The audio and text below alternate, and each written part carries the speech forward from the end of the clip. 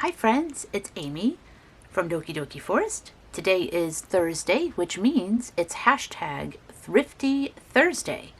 This is a fun open collab hosted by Sheree over at Turquoise Streaming. I will have the information down below, and basically anyone can pop in and share whatever thrifty finds they've had, either at the op shop or the thrift store, secondhand, yard sale, flea market, whatever bargains you have found. And before I get into, I have a bunch of books I want to share, but I also want to share this crow. I fell in love with this. This had to come home. So the theme of today is animals. So here is a crow or raven, whichever you prefer to kick things off, but I just thought he was so cool. So he's sitting here on my desk with me. And I have a whole stack of books that are mostly animal themed, except there may also be some insects. And I have one that is autumn leaves. So we'll see how many we can get through. I have quite a few, so let's get right into it. And I'm going to kick off by showing you this series of books called Hedro Tales. Oh, and I didn't even tell you. All of these books came from a book sale. So local libraries, I try to go to their book sales when they have them. And there was even one library that had a book sale that lasted for a couple of weeks. They just had it set up in the library, so that was very cool. So I could just pop in and they would change the books every now and then. So this is a collection that I've sort of been adding to over the past few months, and then I pulled it together to show you.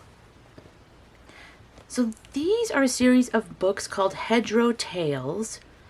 Enid Blyton, illustrated by Frances Stevens. But these ones also say Hedro Tales, and they say retold by Pat Wynne Jones from Mrs. Gaddy's Parables of Nature. Illustrated by Sandra Fernandez. So these are from 1984. Let me just check this, because I actually didn't know anything about these Hedro Tales. This is new to me.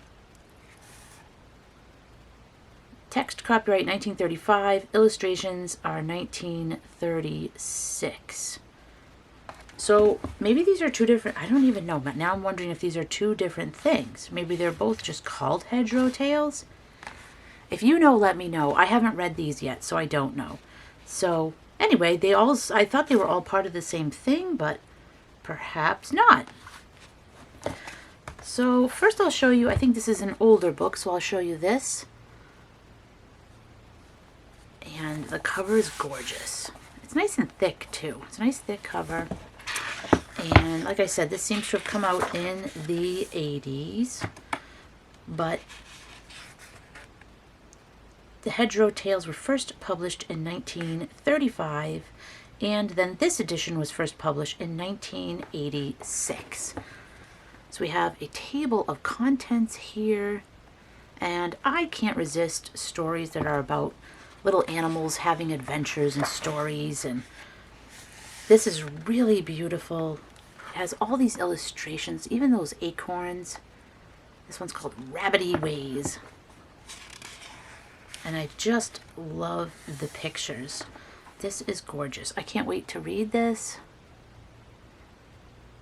This reminds me of a series of stories, kind of like Foxwood Tales, or Brambly Hedge, where there's all little critters having adventures. So I will not be altering this book because this book's in perfect condition, and like I said, I really love it. Look at the little hedgehog. So this is more for inspiration. So I like to look at books, both reading and looking at the illustrations, because they're very inspiring for creating, getting ideas, getting inspired to try maybe a new medium. If you see something in here that you like, this looks like maybe watercolor and colored pencil. or just even reading the stories. You might have your own images that come to mind that you then want to create. And if you don't want to draw or paint, you could always grab some magazines and get some images out of there and create a beautiful collage. Anything that inspires you. Oh, look at that toad. Frog and toad. Look at those guys. So yeah, if the book is in kind of rough condition, then I'll think about ripping the pages out. Or if I had, I suppose, like 2 copies of the book. But this is my only copy of this one, and I won't be altering this. I will just be enjoying this one and getting inspired. So that is beautiful. I recommend that one. Although I haven't read the stories yet. I should read the stories first. But even like I said, just looking at the pictures, it's really cute. Next up is this series of books that I thought were related, but I guess they don't seem to be.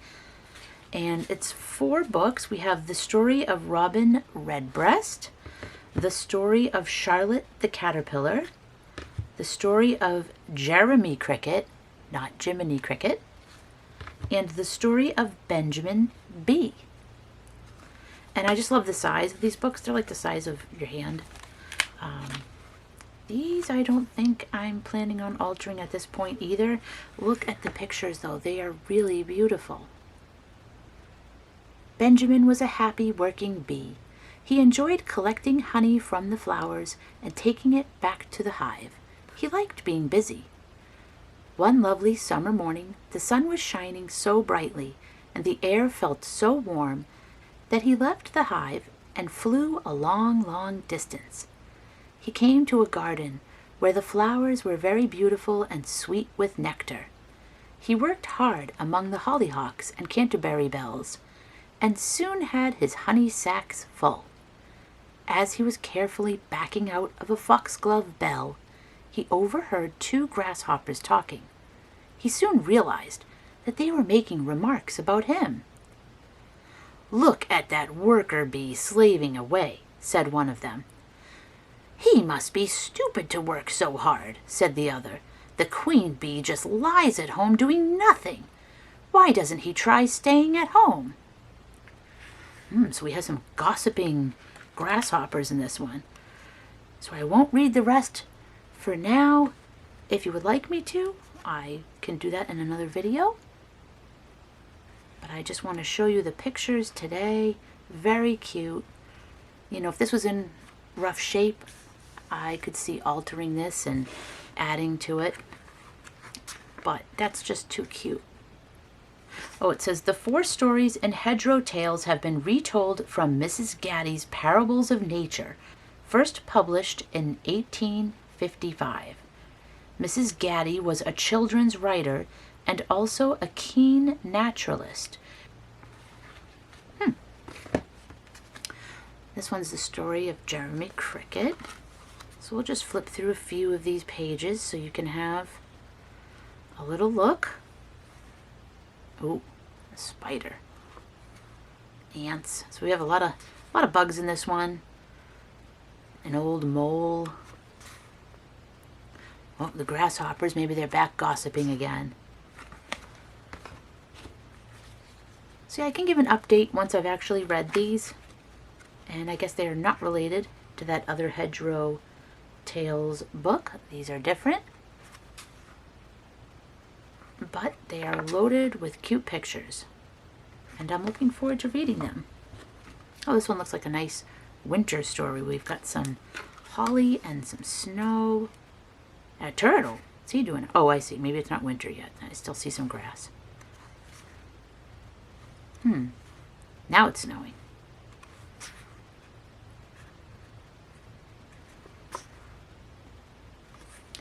So yeah, we'll get into those and see if they're any good later. And then I have this book called The Hedgehog Feast by Edith Holden, author of The Country Diary of an Edwardian Lady. Words by Rowena Stott, or maybe it's Stott. So Elizabeth Holden, I'm not showing these books today, but so she wrote this book, The Country Diary of an Edwardian Lady, And I have a copy. This is, again, from a book sale, and it's actually an ex-library book, but it's magnificent.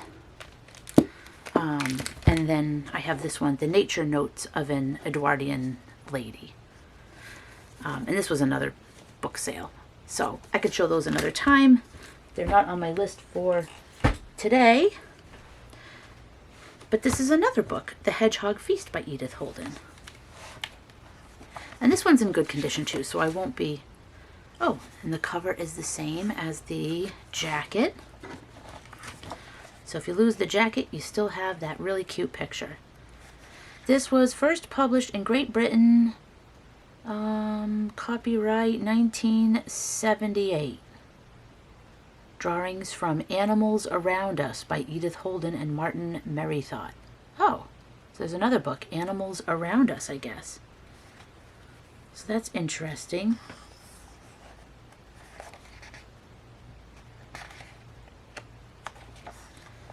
So look at these cute pictures. You have these beautiful watercolor illustrations, and then you've got the sketch, the ink illustrations, and I love both of them. This is a nice story for the autumn. We have some nice apples here. Oh no. It looks like he's got something stuck. He had the apples stuck. If I roll myself up into a ball, I can stick the apples on my spines. And that is what he did. He looked very funny as he set off home. Reuben Rat, out for a walk, was very startled to see some shining apples bobbing down the path. But he couldn't see Hugh underneath them. Hugh was a little frightened that Reuben might attack him, but he kept walking on, determined to get the apples home for the party. Oh no, it looks like things aren't going well here. William Weasel. Is everyone's trying to get these apples, I think. Oh, looks like they got home safely, though. And what are we making? An apple pie?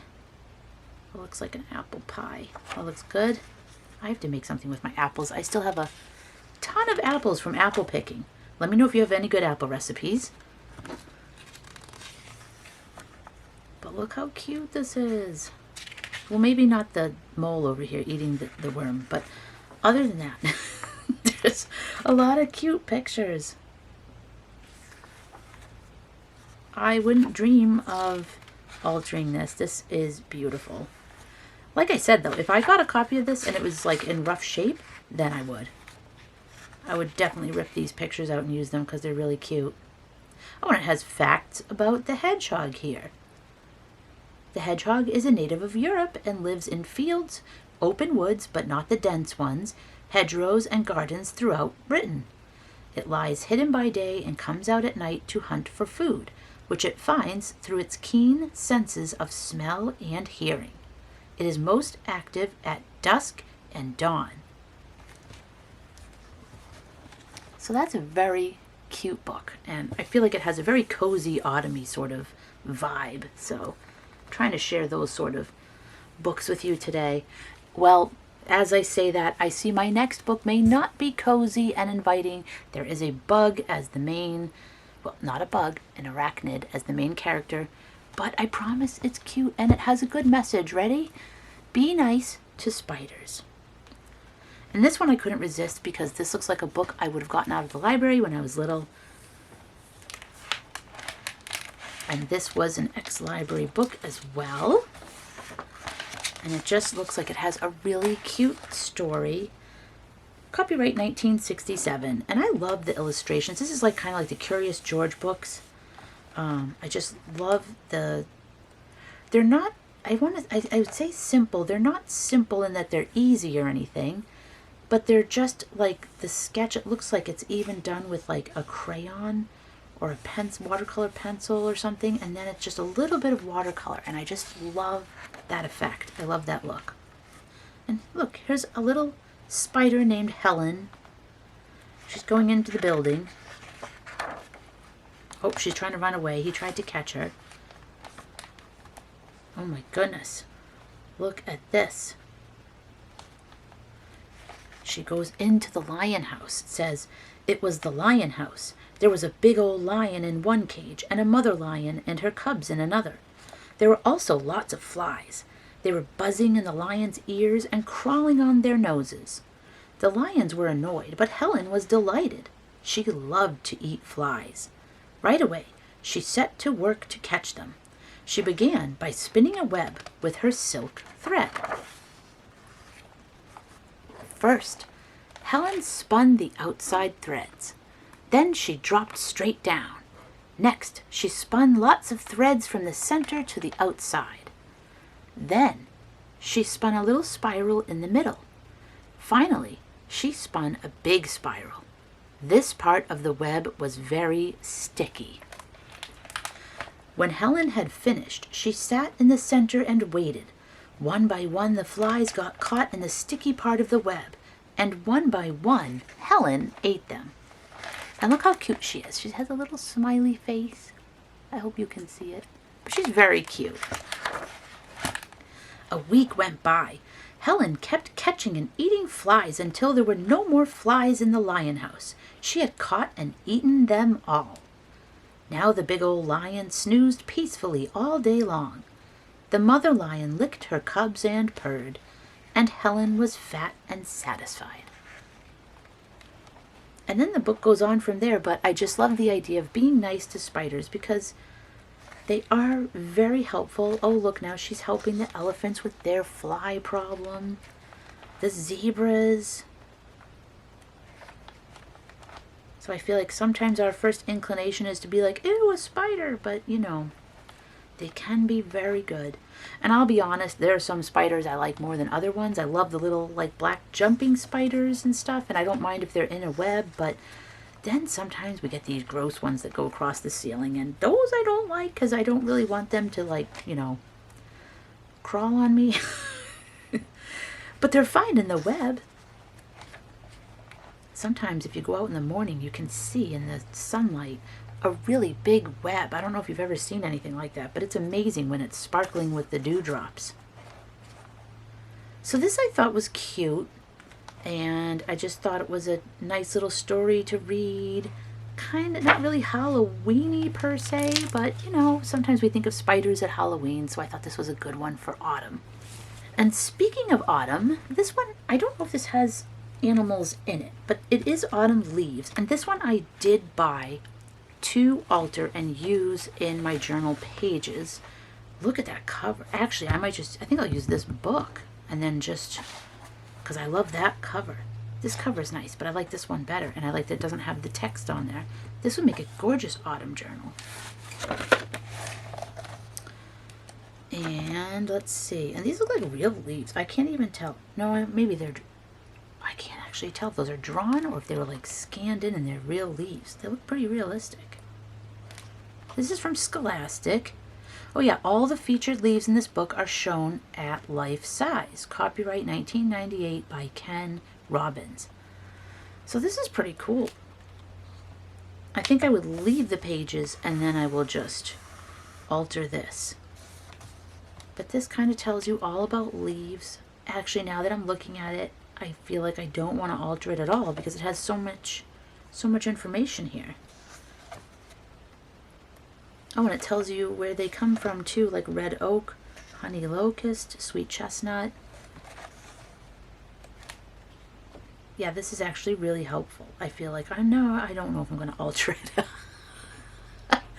That's kind of what happens with me with books, but I mean, it's gorgeous, and it actually tells you all the different ones. Aspen, sassafras. I thought sassafras was like the dino print one, but this one looks like instead of having 1, 2, 3 leaves, it has 2. It's almost like a mitten. The smoke tree. Leaves are shaped like paddles. Birch tree. Oh, this is awesome. Ginkgo. I don't know where there is a ginkgo tree around here. I have not seen a ginkgo leaf in real life. Linden. It's almost like a lily pad. Oh, shaped like hearts. Yeah, that's true. They're like heart lily pads. Sassafras. Oh, here's the like I was thinking. like kind of like a dino print looking leaf. Oh, some even look like mittens. Oh, see, they were thinking the same thing I was, or I'm thinking the same thing that they were. Sweet gum. Hickory. Okay, yeah, so this, I guess I didn't flip through the whole thing. I just saw that it was autumn and leaves, and I just said, oh, well, let's toss it in the bag. It's the book sale. It's fill a bag for, you know, $10 or whatever it is. So in it went, but this has so much information. I'm actually not going to alter this.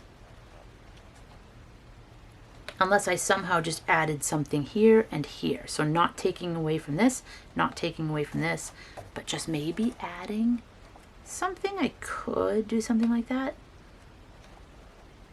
This is beautiful.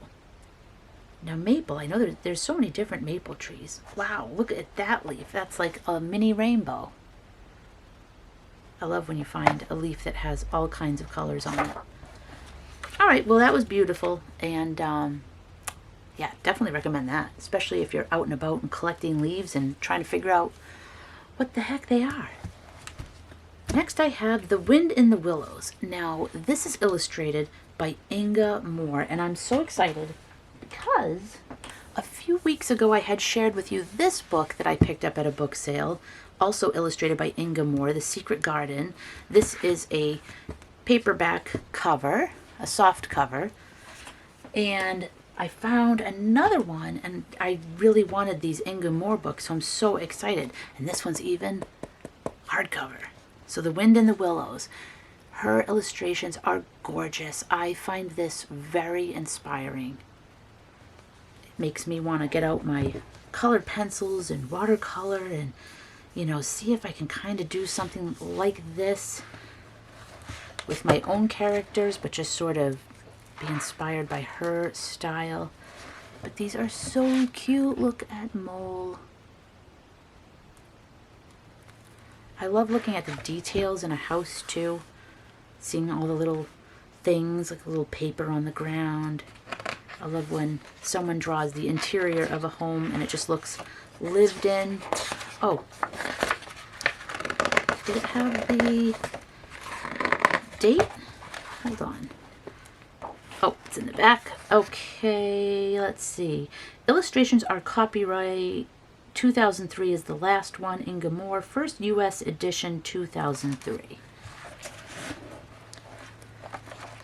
Wind in the Willows. I've never read this book all the way through, but look at this. I mean, this is gorgeous. Gorgeous. So this is 100% for inspiration. I have bookshelves that are just filled with books that inspire me to take down and just look at and flip through. And this is definitely going to be on that shelf. I have some art books, of course, and then I have the books that have artwork that inspires me. And it looks like it's like every time you turn the page, oh my gosh, look at that. It was so very beautiful that the mole could only hold up both paws and gasp, "Oh my, oh my, oh my." Well, that's how I feel when I'm looking at these illustrations. Like, don't you just want to go out on this water? Look at this, a water wheel. It's so tranquil. I just want to live in these illustrations. Look, there's Badger. This is gorgeous. So this would take a while to flip through all the pages. I'll just skip ahead a little bit and show some of them.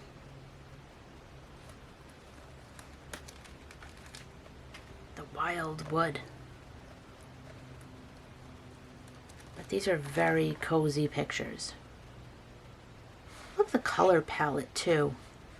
They're these very natural tones. I feel like when I paint leaves and trees and grass, I go very, very green, and I feel like this is truer to the colors that you see outside a lot of the time. They're very beautiful. Oh, look, here's another interior of the house. You get to have a look, see what's in there. What are they up to? Look at a little picture there, some keys hanging on a hook. They got their little jars and things up there. I love the details.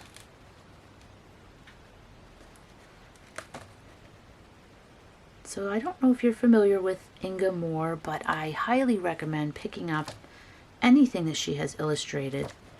It's phenomenal.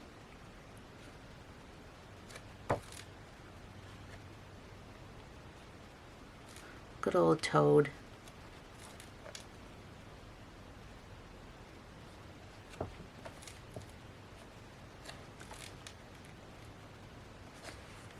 That's beautiful. That is a stunning book.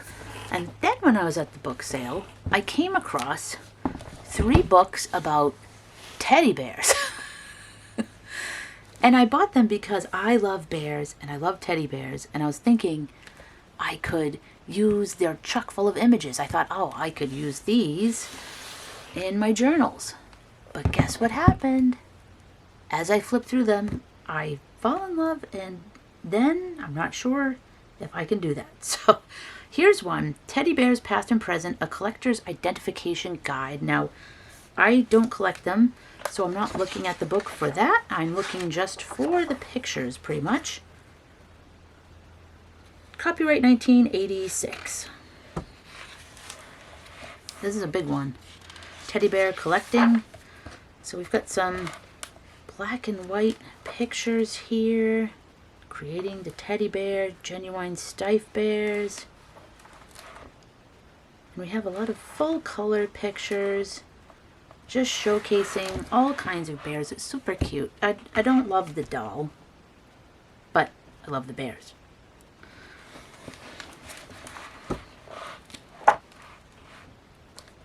Stif tag identification guide. Yeah, I don't, I think we have one Stif bear in the house. And that's it. So yeah, there's a lot of black and white images here, but let me see. There are also some, like I said, some full color, right? Or was it only a couple? Here's another one. I don't love dolls a lot of the time. I like some of them, but I'm kind of particular. But the teddy bears I love. Like, look at this one. Little teddy bear picnic.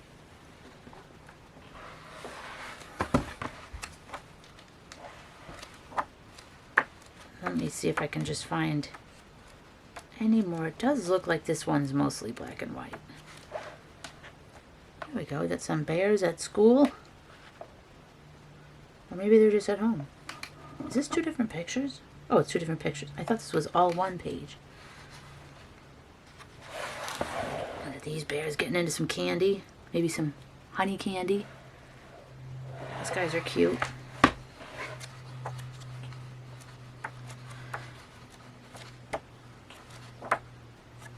So I don't know, maybe this one I would, oh, Paddington Bear, and Rupert.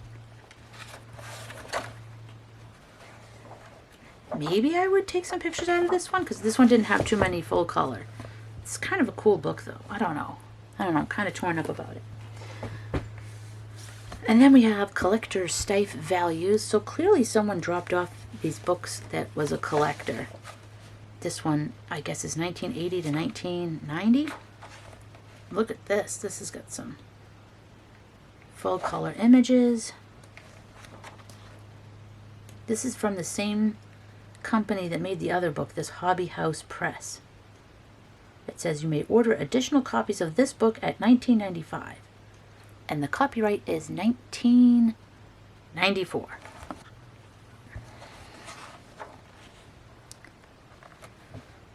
And this one, my Stif, oh, Mr. Stif, your name is Stif. Is it Stif? I always said Stif because I did have a friend who collected them, but hold on. It says, a very determined woman walked up to the table where Mr. Stif was signing Stif animals and with a bold, superior tone advised Mr. Stif that the correct pronunciation of his name was Stif.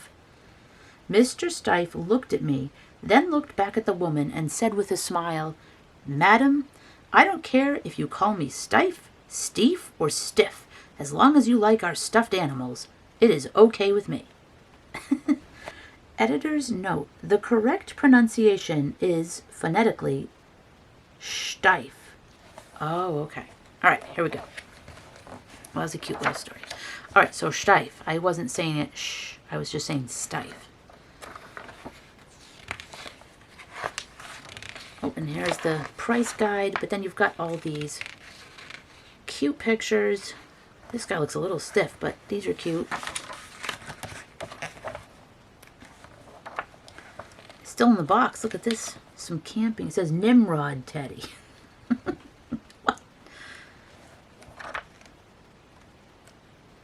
Yeah, so I thought these were...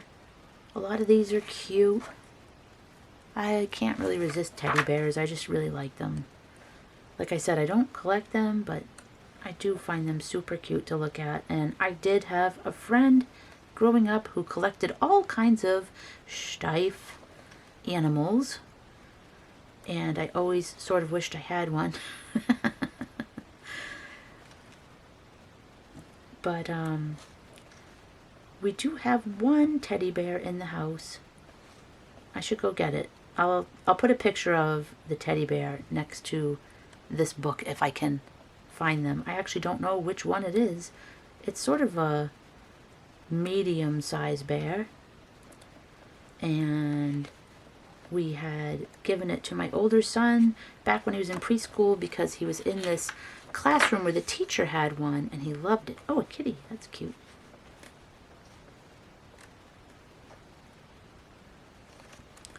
So we're getting into some other animals here. Woodland animals. Oh my gosh, that's so cute. Hamster. Super Goldie hamster. That's adorable. How much do you think Super Goldie hamster is worth?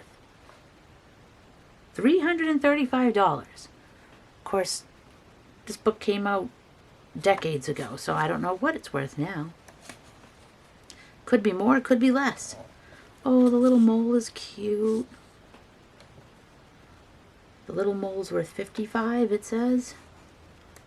Bats and spiders. Whoa, I don't know about those ones. Animals of the wild. So, yeah, so that's that one. What was this? Oh, some auction gallery paper was tucked in here. Don't miss it. November 17th. Oh, 1996. Okay, I think we missed it. Well, that's cool. I'll put it back in. Kind of neat. And finally, I have A Collector's Guide to Teddy Bears by Peter Ford. Oh my gosh, it's hard to open this book with the camera legs because this book is large. Let's see, this one is 1990. And again, we're going to go into the introduction. Oh, I like this picture though. I like this one with the teddy bear and the candy. Some kind of a book there. It's a collection of old antique sort of bears. Oh, I know this bear. That's a Wuzzle. It's an 80s bear. And a Care Bear. I see a little peek of a Care Bear up there. Of course, Mickey Mouse. Not a bear. The history of the bear.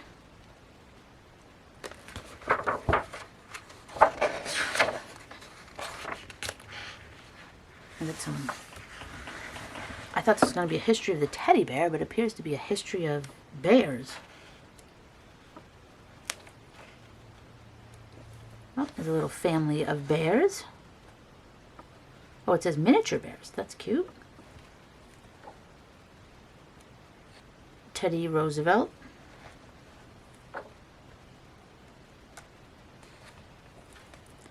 Oh, this looks like the bear that my son has. Only minus the, violin and headphones and sweater. Classic bear.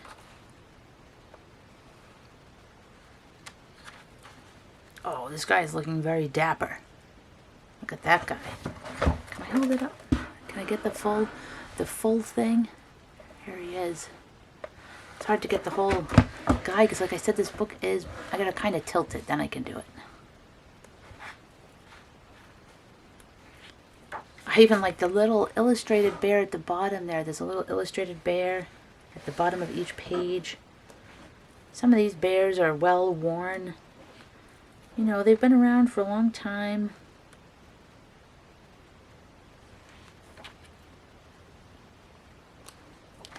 Got every kind of bear I guess you can think of.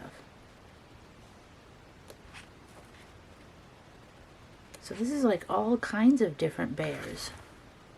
It says teddy bears, but it's kind of like a little bit of everything. Oh, it's a cute little knit one there. I like that.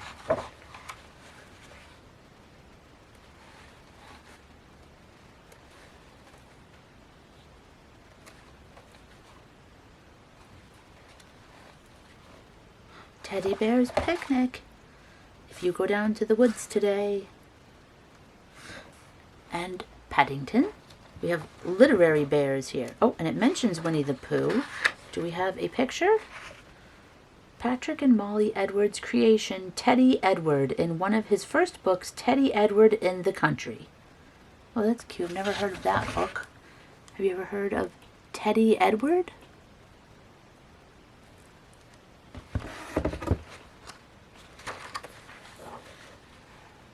Roosevelt Bears.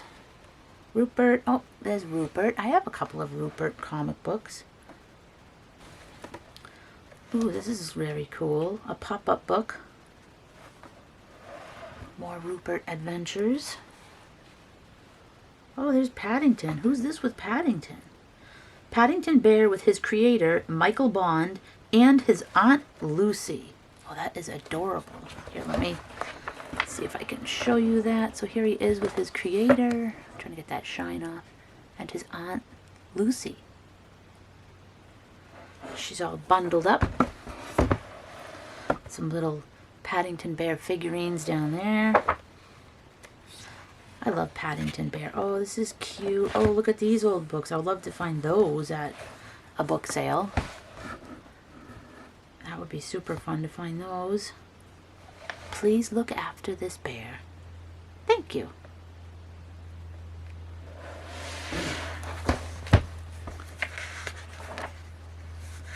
The Bears of the Famous.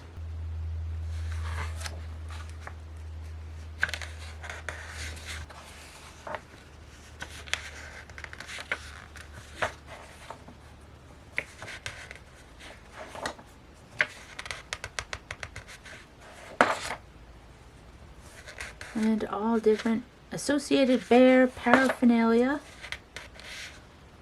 All kinds of bearish items to decorate your home with if you wanted to. We got some nice buttons over here, including a Care Bears button. A little Pooh Bear there. I think he's working out. He's got his weights.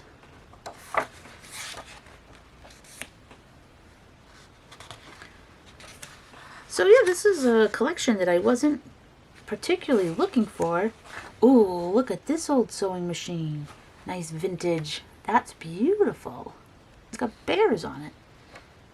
The Standard Sewing Machine Company used a bear as their company motif. 2 miniature bears with a doll's chaise lounge. The seat was made for Queen Victoria as a child.